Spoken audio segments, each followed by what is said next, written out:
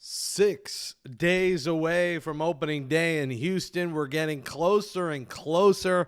Clay Holmes with his final start of the spring on Friday, and he continues to deliver another gem, this time going 6 innings. He got through 5 1/3 with 8 strikeouts into the 6th inning, 88 pitches, and he caps off his spring where he goes 19 1/3, 7 hits, 2 runs, 23 strikeouts, 8 walks, a .93 ERA. Spring stats don't matter, but it's good to see Clay Holmes get into the 6th inning, throw 88 pitches, and cap off a great spring. His next start in Houston Thursday against Framber Valdez and the Astros. This is Mets Daily. Subscribe to Mets Daily. Smash that thumbs up right now in this video. We appreciate it. Comment below. We read your comments. I'm Jake Brown, at Jake Brown Radio on all social media. I thank you for subscribing. We're over 1,300 subscribers. Let's get to 2,000. Let's get to the 2,000 number. Let's keep on moving. Coming up in the coming weeks and throughout the season, we will be doing live shows. We will be doing chats. We will be doing giveaways. A lot of fun things are coming. I'm working on it right now and the plan and what we're going to do. And we will see you at the ballpark. I'll do a live show from outside Citi Field before the home opener. We'll do a show after the home opener. We'll do a show before opening day next week in Houston. We'll do one after. So lots of cool stuff coming on Mets Daily right here on YouTube. We appreciate your support. Clay Holmes has been the story because he's just looked so goddamn good. And spring doesn't really matter, but listen, when he's your opening day starter, when you're without Sean Manaea for a few more weeks, this is a guy that's got to step up. And when people look at question marks, it's the Mets rotation. And I think he can ease a lot of question marks if he's good. If Kodai Senga's good, as he capped off a solid spring training last night with a good outing. I think Kodai Senga is ready to roll. He'll start April 1st, that second game against the Marlins. So the Mets rotation's pretty much lined up. We'll probably know by Monday what officially it is, but they'll go with the 3 righties to start the season. The lefty and Peterson in Game 4 in Miami, Senga Game 5, and then we'll see from there. I assume Clay Holmes in the finale in Miami, and then, on and on and on. So that's the rotation. That's the good news. And listen, another piss missile from Brett Baty. And I've hated on him. I've said, his time's done. The Mets should walk him to the airport. I got to hop on the Brett Baty bandwagon. I got to do it. I got to hop on and say, let's go Brett Baty. He leads all the majors in OPS in spring training. And as I've continued to say, I got to see it in the regular season. But I got to stop ripping the guy. I'm a Mets fan. I'm on the ride. I want Brett Baty to succeed. And it seems like Jeff McNeil might be a little bit behind in his rehab. It's moving a little bit slower than he thought. He's not, resuming baseball activity yet. So it could be a few weeks of Baty and likely still Acuna, who, by the way, has played very well as well this spring. He might not hit the homers that Brett Baty's hitting, but he's playing elite defense. He's been hitting. So Luis Angel Acuna, Brett Baty should be on this roster. I don't want to hear this Donovan Walton nonsense. But I got to hand it to Brett Baty. He's been very good, and I've ripped him enough. The guy, 354, 3 homers, 9 RBIs this spring, 17 hits and 48 at-bats, 11 runs scored, and over 1,000, 1123 OPS. It's time. And he's going to have time against right-hand pitchers now to prove it. Brett Baty is your starting second baseman against right-hand pitchers. And most rotations usually have more righties than lefties in the big leagues. I believe that's what the numbers show. So he's going to get his shot to play until Jeff McNeil gets back. And like I've said, Acuna against lefties. So let's go, kid. You've teared it up in AAA. You've teared it up in spring. Let's see you rock and roll in the big leagues. I'm rooting for him. I'm on the train. Let's go, Brett Baty. I'm not going to rip him anymore. It's time.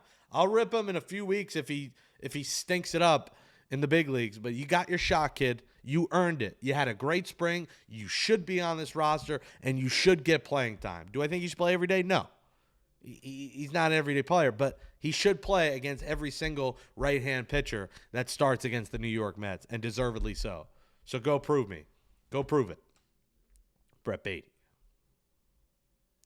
The guy who's going to get a chance to prove it every day for the New York Mets is Juan SOTO.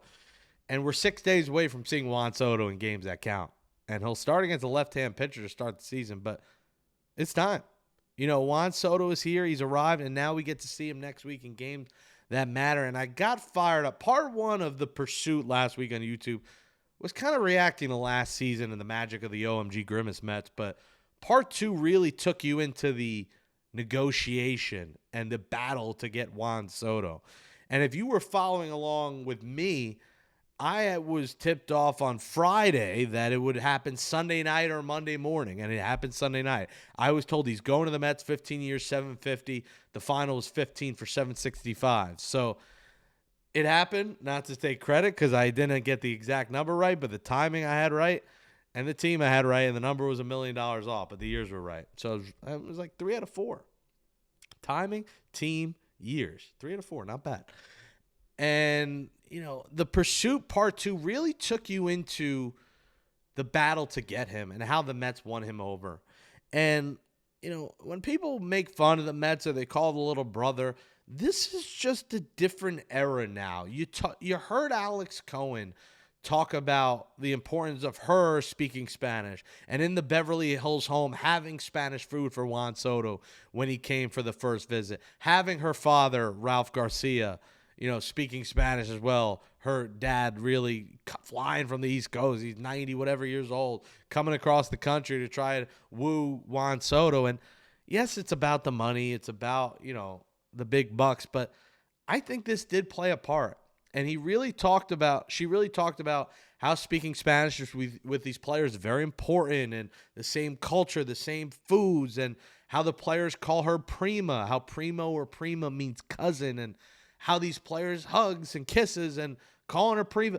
There's a real dynamic there, and Brandon Nimmo talked about it too. So you got it from the white guy, you got it from the Spanish player, you got it from all the races, and you don't normally hear this about owners. Let's be serious about a lot of these big league owners. They're old, rich, white dudes. That's what they are. You don't hear about ownerships with the Spanish wife speaking with the players and down in the field and taking care of the families. And it's something that's going to help. That's helped the Mets now. Clearly, they got Juan Soto, but it's going to help the Mets for years to come in bringing in free agents and treating these players right. These players have enough to worry about 162 games a year, having to worry about how they're going to hit, how they're going to play, their health, but also their wives, their girlfriends, their kids, their cousins, their uncles, their friends, ticket accommodations. There's a lot of things behind the scenes that mentally can be exhausting and mentally be draining for these players when we're talking about February through October. It's a large portion of the calendar year. And if they could have those accommodations taken care of by a good ownership program, that's going to, one, make these guys want to come here, but also make these guys want to succeed. This is a mental thing too, and these guys are going to want to play for this owner and win for this owner, especially when they see the owner, the wife, the owner's wife's dad, all Mets fans who have the same common goal of winning a goddamn championship. So when you talk about top to bottom, it really is right up top. And the Pursuit Part 2 on the Mets YouTube page took you through what they've done to make magic happen and to make players want to be New York Mets for long times and sign here for a long time. Of course, the money helps. The suite for the family helps. The signing bonus helps. It's all obviously the first thing. But after that money and all that comes comfortability and family, especially for the Spanish community. And it's worked. It's worked for these players. They love playing here. So that was awesome to see. And we're so close to seeing these guys in big league games. So I just wanted to address that. I thought that was a really cool part 2 of the documentary. And then cap off today's show on a happy Friday, March 21st. Let's go St. John's. Johnny's a win away as they got to beat Arkansas to get to the Sweet 16. Let's go for Queens. 2 minor moves the Mets made. Billy McKinney was on the Mets in 2021. They had an injury-riddled year. They have signed him to a minor league deal. Also news that I thought I broke, but apparently it was out there by MLB Central. I got out of the gym. I got a call from a source that not a big deal. Again, this is not a huge deal, but I'm just saying, a single-A player, that they acquire Troy Scheffler Jr., an outfielder from the Philadelphia Phillies. So I didn't know it was out there. I was told, hey, this has not been out there.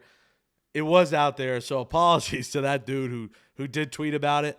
I thought I had it first. Not that it's a big deal because it's a single-A player, but I was told it from, the direct source. So, unfortunately, someone had it first. So, congrats to him.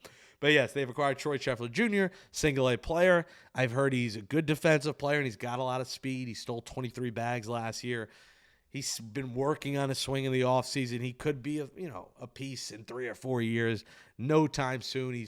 He'll probably start in Brooklyn at the single A level, but he did go to Maryland with our last guest, Nick LaRusso, a few weeks ago. So both were Bash brothers at Maryland, and now they will be in the same farm system together. Happy Friday, everyone. 6 days away. Again, lots coming, pre-shows, post-shows, lots of cool content coming. We'll do, watch the game with me. We're doing a lot of cool stuff. We'll be at Citi Field in 2 weeks, but 6 days away. Next week, we will have our previews.